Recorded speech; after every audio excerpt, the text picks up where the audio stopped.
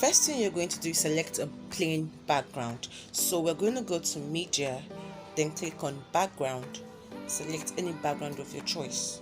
So I'm going with this particular one. Now the next thing you're going to do is import your phone frame. You go to layer, click on media, then I have mine in my downloads, so I'll just select the one I want. So this is the one I actually got from Google. This is it. This is how it looks. So I'm going to adjust it properly on my phone screen. So this is it. Yep.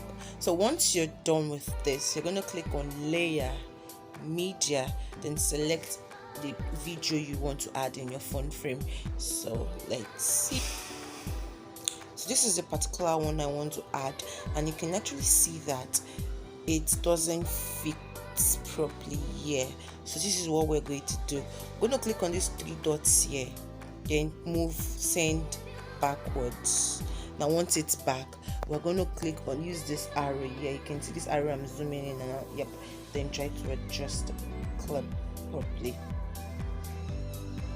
Going to adjust it properly so it fits well. Okay, let's see. Yep, so this is it.